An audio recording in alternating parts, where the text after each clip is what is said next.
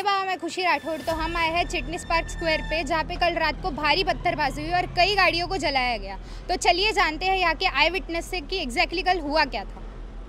तर मॅम काल काय इन्सिडेंट झाला आणि तुमचं किती नुकसान झालं मला सांगा। काल एकाने 500 ते 1000 लोक एकाने धावत आले आणि आमच्या घरावर दगडफेक केली आणि आमच्या कारला पण जारलं आणि आमच्या वरच्या बेडरूमचे काच पण फुटले काचामुळे आणि हे दगड सगळे पडलेले आहे।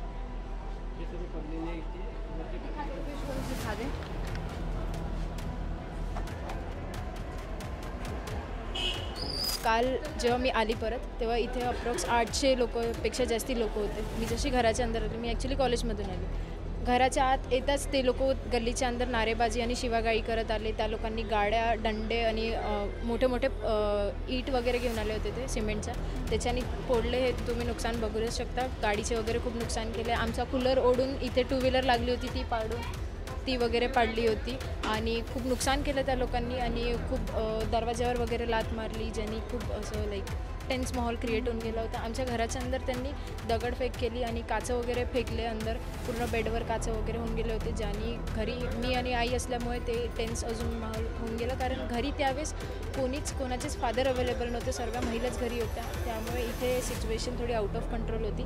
पण त्यानंतर आमच्या समितीतले मुलं आले, ज्यामुळे थोडीफार ते इथपर्यंतच येऊन टाळल्या गेली, नाही तर समोरच्या जितक्याही कार असत्या त्या सगळ्या डॅमेज झाल्या असत्या आणि मेन ती कार जळल्यावर इथे अजून टेन्शन वाढलं की या जर गाड्या जळवेल तर इथे इलेक्ट्रिसिटीचा पोल आहे, हा पूर्ण जळून पूर्ण गल्लीला आग लागेल।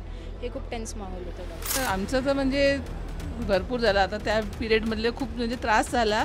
आमच्या खिडकीचे काचं वगैरे सगळे फोडून टाकले त्यांनी आणि बाकी म्हणजे सगळं दहशतच होती, बाकी काही एवढं दहशत जास्त होती। म्हणजे मी एकटीच होती घरी कोणीच नव्हतं आणि लिटरली दारा वगैरे त्यांनी पूर्ण हे फेकफाक केलं, सगळं ते दगडं वगैरे फेकले, त्याच्यामुळे बाकी काही नाही। आता आम्ही कालचा माहोल आता आठवण करायचा विचार नाही करत आहे, बाकी काही एवढं नाही। नुकसान भरपूर झालं, सगळ्यांचेच झालं, तर माझंच नाही, आमच्या बेट्या सगळ्यांच्याच गाड्या, कोणाचं काही भरपूर काही झालं त्याच्यामध्ये। गाडी हे खराब होऊन गेली आहे, म्हणजे कालचा नाही सांगू शकत आम्ही, खूप भयंकर होतं ते।